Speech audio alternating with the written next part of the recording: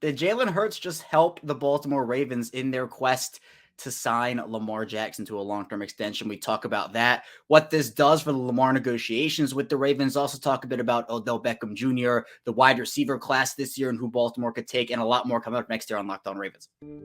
You are Locked On Ravens, your daily Baltimore Ravens podcast, part of the Locked On Podcast Network, your team every day.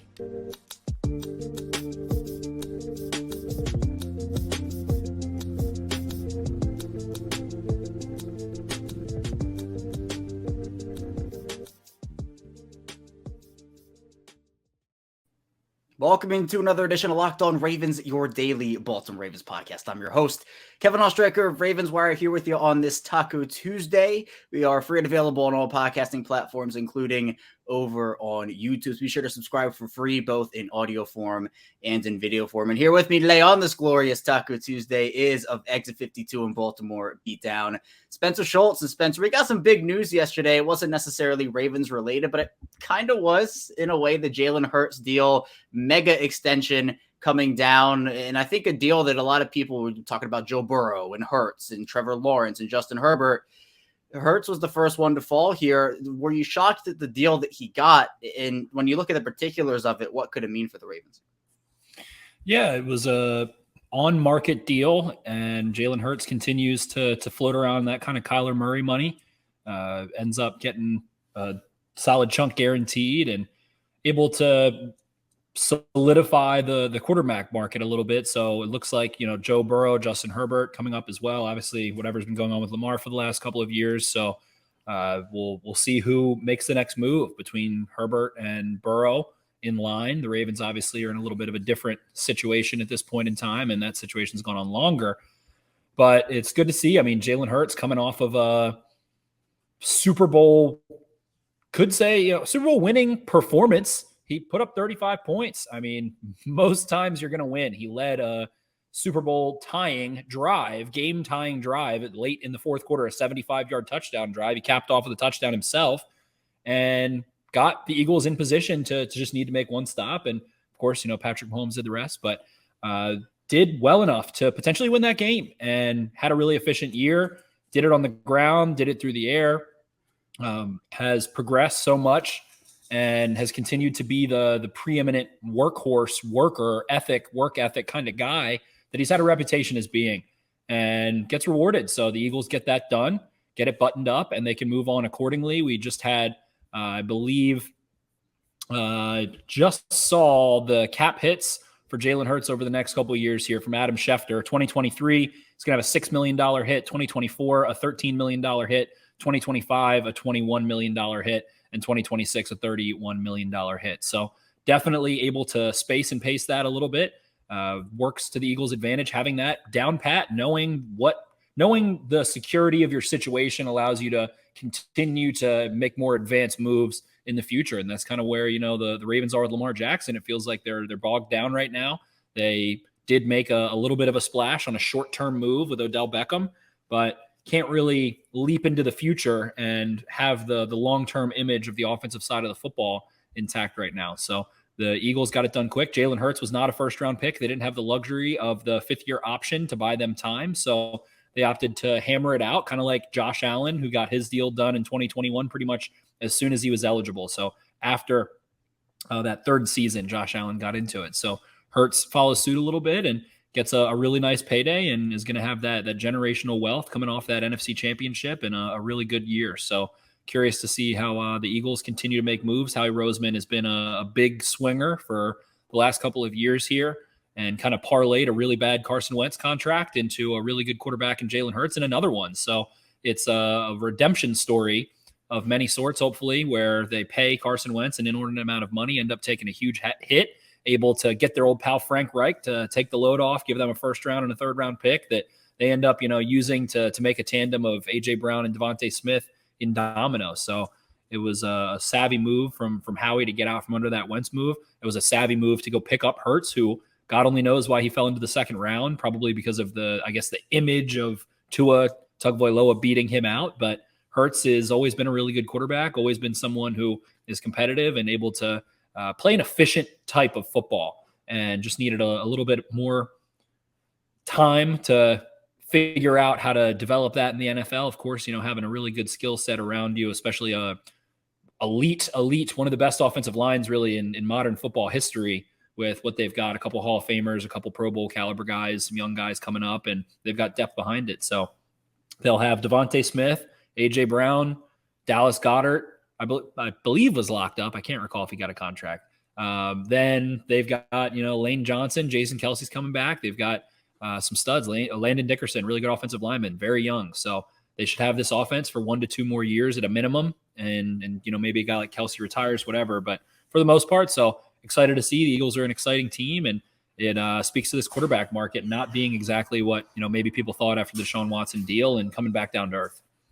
Yeah, I'm pretty sure Goddard got a deal, if I'm not mistaken. I'm pretty sure he did. But yeah, Hurts that deal again, just the terms of it, 5 years, $255. It makes him the highest paid player, average annual value, about $51 million per season, 179.3 in guarantees. But the word guarantees throws some people off. It's 179 practical, but actually guaranteed at signing, it's 110. And I know, Spencer, this deal has a lot of people thinking about Lamar and just like what it could mean for the Ravens and Lamar in terms of negotiations. Could it be the push that they need?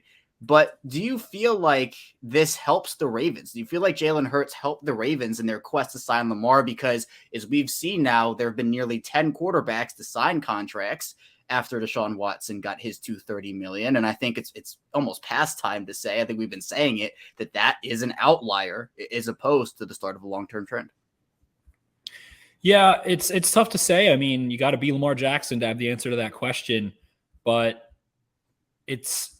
I want to say yes, but at the same time, it's kind of hard to imagine him, walking back with his tail between his legs after he drew a line in the sand. So, we know that the Ravens have offered more fully guaranteed, in other words, guaranteed at signing. The Hurts details, the worst the Ravens could look in the details is that they had the injury guarantees be $4 million less, which basically comes through about a year after, one season after the contract is given out.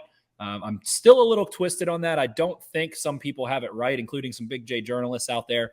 That looks like the practical guarantee amount to me, not the injury guarantee amount. So curious to see what that is. But again, it is further from Deshaun Watson's contract than what Lamar Jackson seems to be seeking there.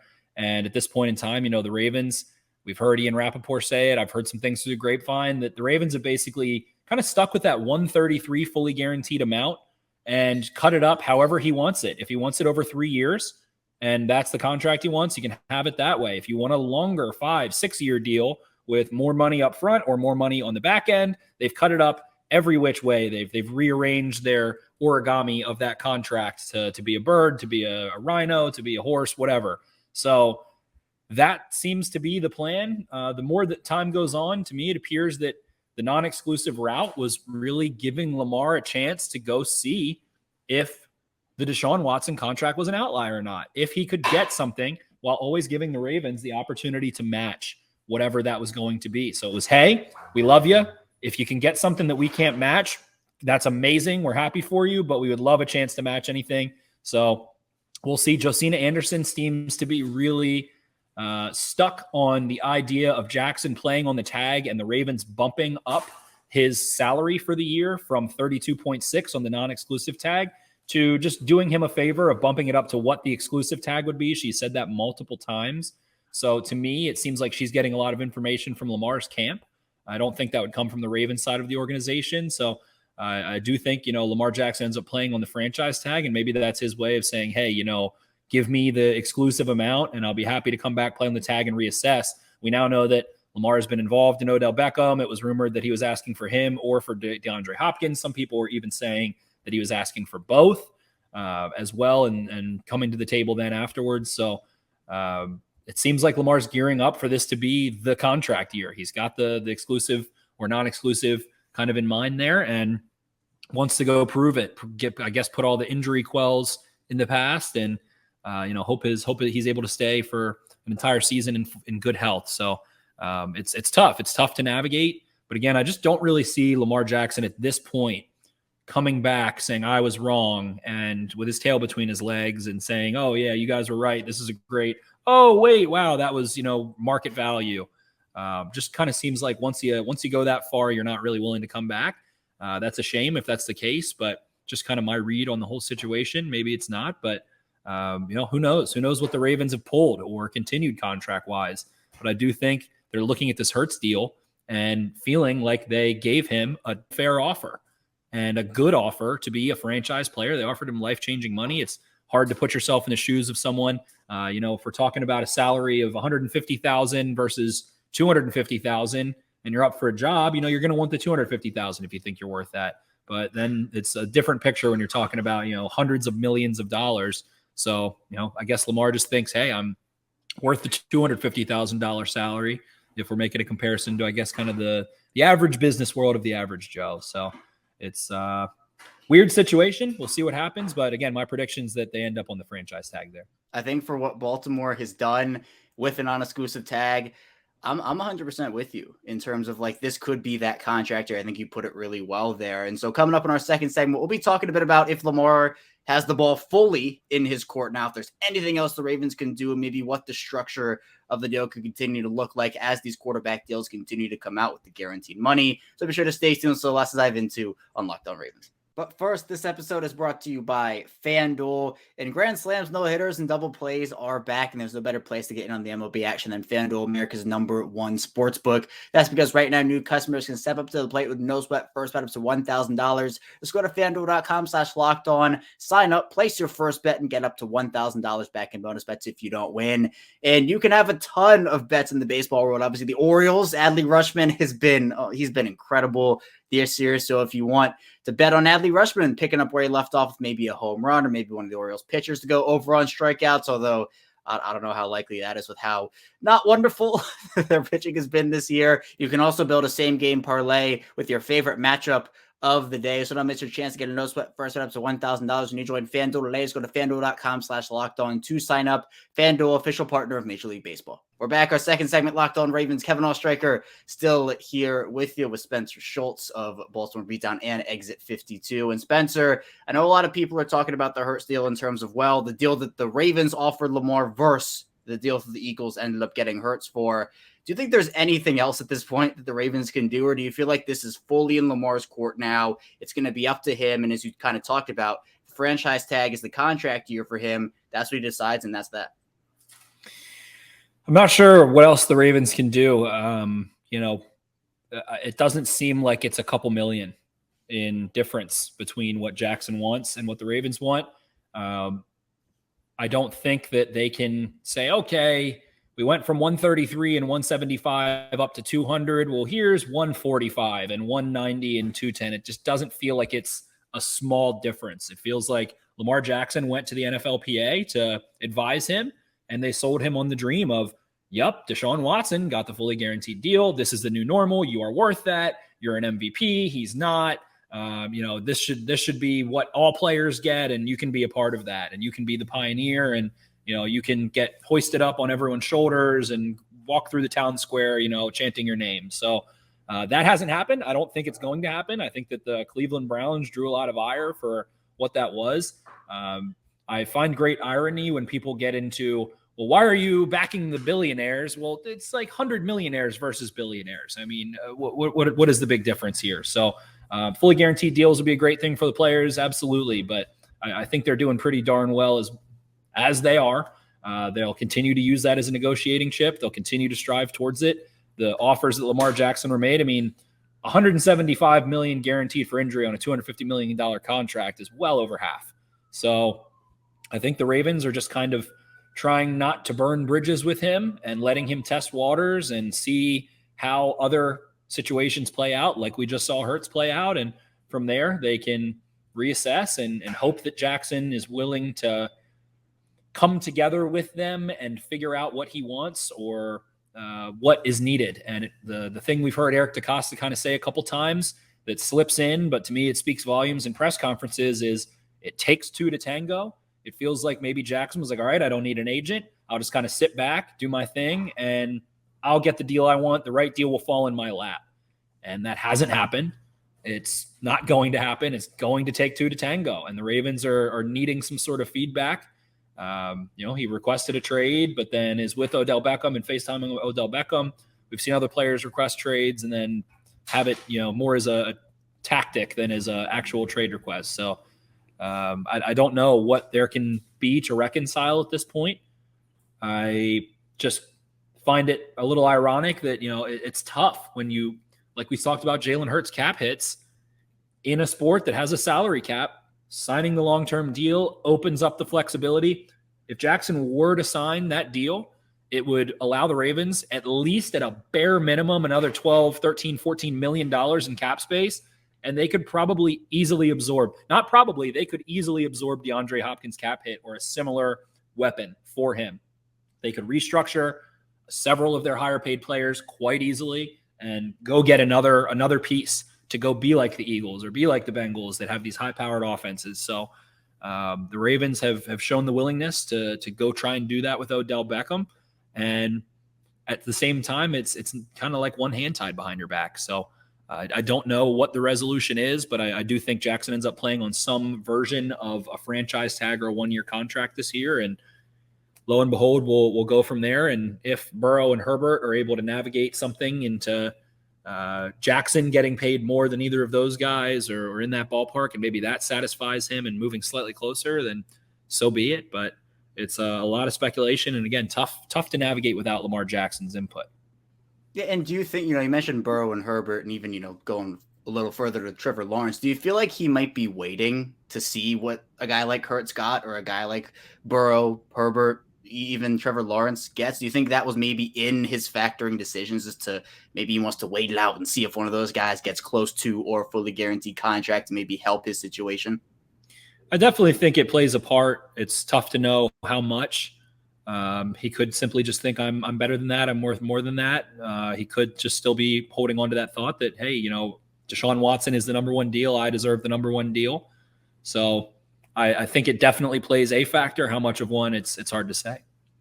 Yeah, and you look at the actual guarantees here. I mean, the Hurts guaranteed at signing is 110, and if you just take out Watson in general, Russell Wilson is the second highest with 124 guaranteed at signing. So that's almost 100 million less than guaranteed at signing than Deshaun Watson got with that fully guaranteed contract. With the way that the quarterback market has gone, obviously the Deshaun Watson deal being an outlier at this point, would it shock you to see a deal where Lamar gets, he's the highest paid average annual value player, but the guarantees fall just a little over what Kyler got to maybe be the second highest guaranteed player outside of Deshaun? I mean, that's what the offer was that Adam Schefter said. He said springing guarantees. To me, and what he said, it was roster bonuses that become fully vested. That's what Kyler Murray has. That's what Jalen Hurts probably has. If you're on the roster, year 4, year 5, the beginning of the league new year, then it shifts into fully guaranteed money. That's what practical guarantees mean. It means that if this relationship goes somewhat well, you'll get that money. If you're going to be the long-term franchise quarterback, you get that money. That's what practically getting it means. We just saw Derek Carr not get the practical guarantees.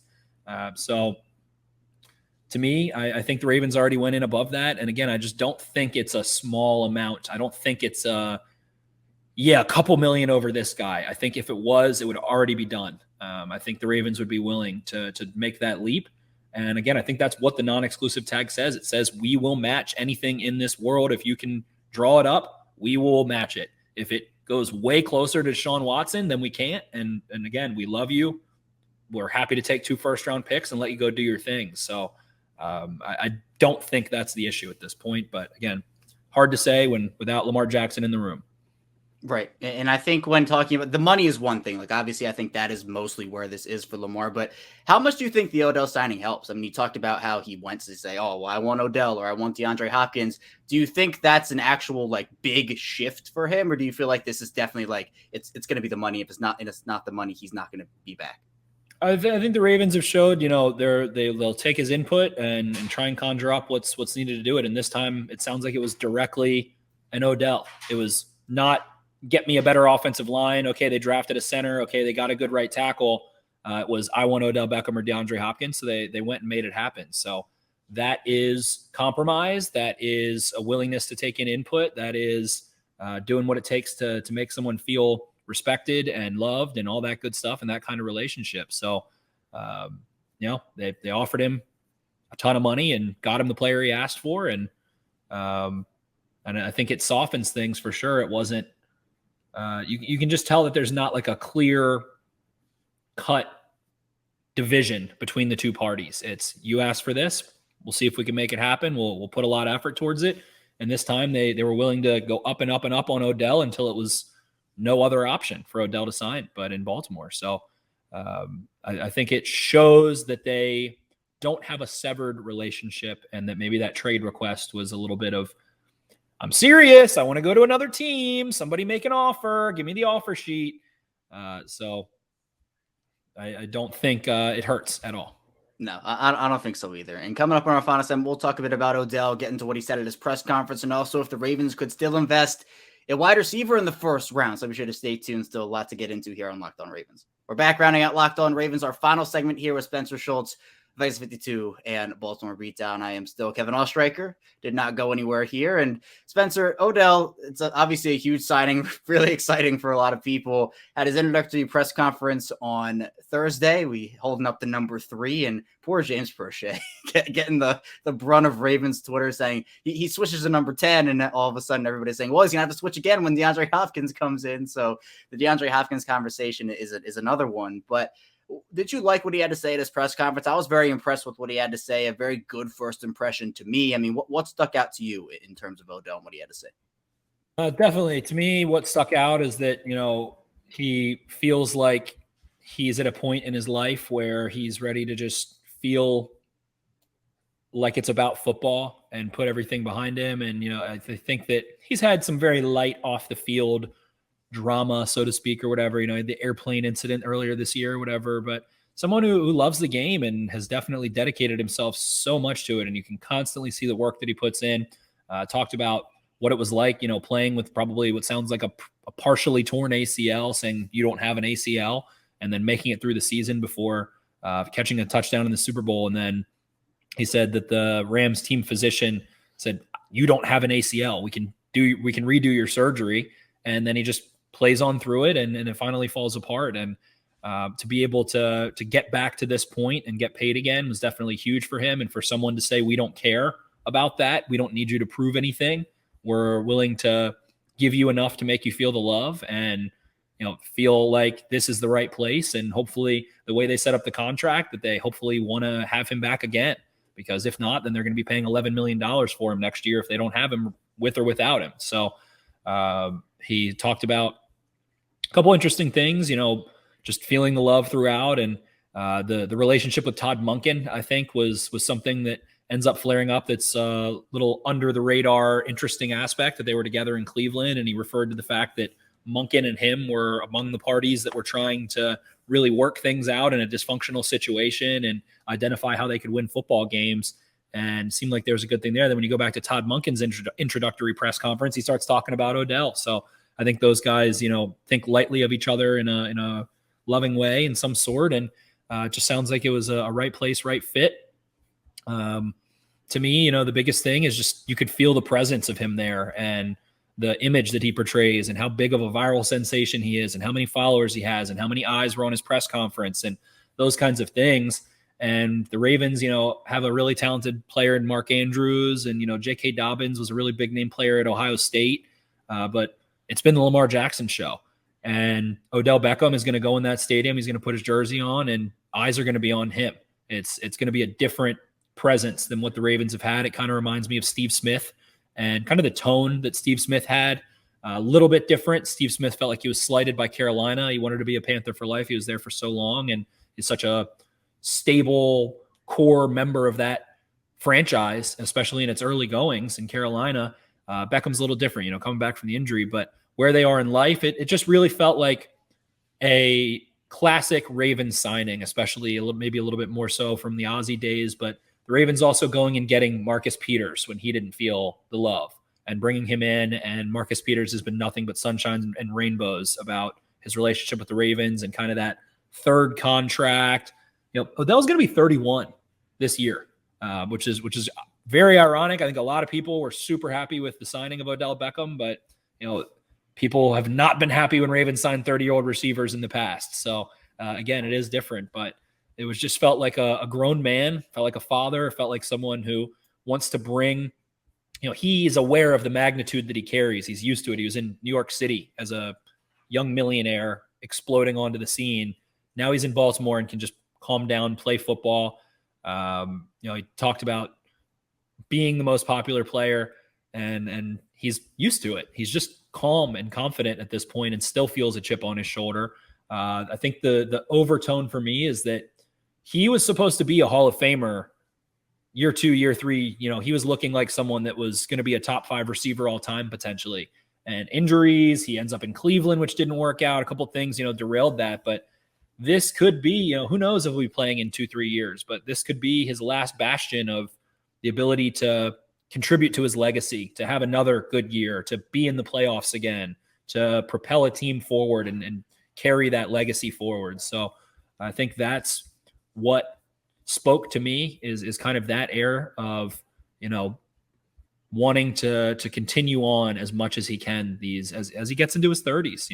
We can see guys like Julio Jones that were a superstar and then weren't anymore and still fighting to play and still fighting to win and wanting to get a Super Bowl ring and things like that. So hopefully the Ravens are looking at someone that can be like what Odell Beckham was in 2021, winning a Super Bowl and going to a new team. And again, you look at his stats and things like that, but to be able to switch teams and switch offenses in the middle of a season with no training camp, he had never worked with McVay. He had never worked with Stafford. He had never worked with any of the coaches on that team in a real capacity. And just switching midseason and being able to go, have 80 yards in a playoff game, have 100 yards in a playoff game, catch a touchdown in the Super Bowl. You don't see that happen. That's why at the deadline, you don't see a lot of skill players, especially receivers, switch teams, get traded for. We saw Emmanuel Sanders do it, who was another really good professional receiver.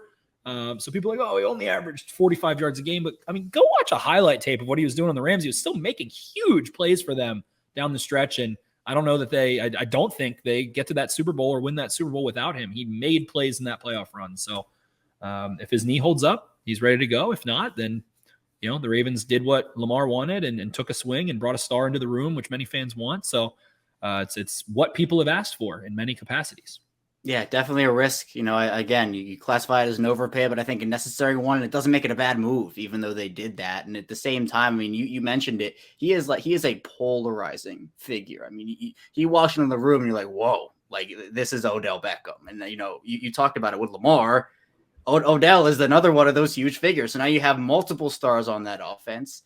And it's going to be people are going to show up wearing Odell's jersey. A ton of people are going to have Odell's jersey week 1, number 3. That's the guy. It's going to be a lot of 8s and a lot of 3s there. But there could be another addition to that wide receiver room, Spencer. The draft coming up, it's really crept up to me. It felt like I'm like, we're a month away. And then I look at the day and I'm like, no, we are less than 2 weeks. And the Ravens have that 22nd overall pick. I think Odell doesn't necessarily pigeonhole them into taking a wide receiver in round 1, but they still could do it. And I think a lot of people would be happy with it. You have 4, I think, that are first round guys. You could see a couple others sneak in, but Jackson Smith-Njigba, Quentin Johnston, Zay Flowers, Jordan Addison. Who's your top fit out of those 4 guys for them? And would you be okay with them still taking a wide receiver in the first round? To me, the clear-cut top guy, in my opinion, is Jackson Smith-Njigba. I think that his ability to win against man and create separation, to win at the catch point, to win against zone, sit down at the right spot, and how efficient he is, the way he moves after the catch, the way he runs through the catch point and creates really difficult angles for defenders to break off on. Just has a well-rounded game. He looks right catching footballs to me. He's a Goldilocks kind of size. He's around 6 foot. He's around 200 pounds. The other guys are, the Quentin Johnston is a little bigger, a little wiry in ways, but he's got some size to him. He's really good after the catch. Addison is Devontae Smith sized, which we've seen. Devontae Smith is incredible, and Addison is a Blitnikoff winner, but he is quite slight. Well-rounded route runner. I get it. Zay Flowers, explosive. Stick him in the slot. He's gonna do damage. He can do damage after the catch. He can win over top. He can stack. Tracks the ball well. But to me, the only guy where I'm like, okay, this is going to work wherever you stick him is Jackson Smith-Njigba. And because of that, I don't think he'll be there. So to me, you could be getting an opportunity at a Johnston, at a Zay Flowers, at an Addison. It's been a little while since we've seen a class where, guys don't go in the receiver room until the teens, the 20s. Since the Ravens drafted Marquise Brown first off the board in 2019, we haven't really seen a draft class that has seen receivers get pushed down the totem pole. But of those four guys, JSN's the one that really stands out. I think he'll be able to win on the perimeter.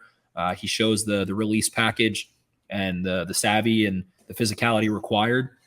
So, I could get any of those four guys. I understand, Addison can run a really full route tree. When he's a little bit more efficient and doesn't try to be as flashy in his route running, he can really get to spots quickly. He's a natural hands catcher, is able to work after the catch a bit. Johnston is electric after the catch. He can fly downfield. He has long strides. He eats up grass. He can play on the outside, maybe playing a little bit in the inside. But again, Smith-Njigba at 19 years old was absolutely dominating the entire college football world. And I think, I don't like to scout helmets, but I think it's kind of tough when you watch Garrett Wilson, Chris Olave, Terry McLaurin, and kind of the receivers that they've had come out in the last couple of years. Clearly, Brian Hartline, the Ohio State wide receivers coach, is doing something right. And for him to still produce the way he did with those guys, I think speaks volumes. So JSN is the guy for me. I think in this offense now, with what you have in the immediate, I think he's the most ready to make an impact day one. I think he's the most pro ready in terms of sticking him in the slot and asking him to go win against zone, which you're going to get a lot of with Lamar Jackson as your quarterback, asking him to go find those soft spots and do some damage after the catch. I think he has the highest kind of IQ over the middle of the field and against zone. So I think he's the one. He's the Neo for the Ravens. But again, I don't think he's there. And then of the other three, I can see what stands out. To me, it's being able to have somebody who can win over the middle of the field a little bit and do some damage after the catch. And to me, that's kind of Zay Flowers, I would say, more than the rest of them. So I think he might be my second choice there. And then again, Addison and Johnson both have very redeeming qualities, but little bit of outliers in both and some different metrics or in their size and things like that. Didn't Brian Hartline say Smith-Njigba was the best wide receiver he coached, or second best wide receiver? He said it was Marvin Harrison Jr., who's probably going to be a top 5, top 10 pick next year. Then Smith-Njigba, I think he said, then Wilson, then McLaurin, then Olave, something like that. Yeah, it's just, the talent they've had go through that wide receiver room with him is incredible. Shout out to Hartline, as you said. He's done the work there. He's shaped those guys, so shout out to him. But Spencer, I appreciate you. That's all I have for you here today. Please tell people what you're working on over at X52 and also at Baltimore Beatdown. Well, Dallas Goedert did sign a contract. He did. We got it. $57 million deal. I did look up for the end here for the Tony Reale, what we missed. Didn't miss on that one, but we're doing some draft previews. We'll have some draft content over the Exit 52 podcast coming out. If you're a fan of the Baltimore Orioles by chance as well, it's exciting to be able to cover them as they're getting pretty exciting too. So been able to dive a little bit deeper into that. We'll have some draft content coming out on Twitter, coming out on BaltimoreBeatdown.com, and check out the Exit 52 podcast for all your Ravens and for all your Orioles needs, and get into some golf and some life and some things of that direction. So thank you so much. Make sure to go give Kevin 5 stars and reward the man who gives you the best daily Ravens coverage. A big shout out to Spencer, as always, for hopping on and talking Ravens here with me. I always appreciate his insight and his opinions. And for the Hurts deal in particular with Philadelphia, I think that, the ball is in Lamar's court right now. I think it maybe could give a push to the situation, but at the end of the day, the Ravens have offered what they've offered. The Hurts deal, I don't think changes that. And for Lamar, I still think he is dug in, as Spencer kind of talked about. So I think it is for Lamar to decide, is this a 1-year deal situation and next year's the contract year? So we'll figure all that out. And of course, the coming days, weeks, months, years, however long it takes, eventually we'll get a resolution there. But that's all I have for you here today on Locked On Ravens. Again, thank you so much for being here with us today. Be sure to subscribe for free, both YouTube and video form, and anywhere you get your audio podcasts, Apple Podcasts, Google Podcasts, Spotify. We are a 5-day-a-week Ravens podcast. So any Ravens news, analysis, updates, we have it here for you. If you have a friend or a family member that likes Ravens content, likes the Ravens and wants to hear the Ravens content, throw them over here on Locked On Ravens. We're almost at 3.8 thousand subscribers, almost to 4K. So really appreciate all the support. We're going to get back here tomorrow. Some more Ravens content. So be sure to stay tuned for that, and I'll see you right back here tomorrow.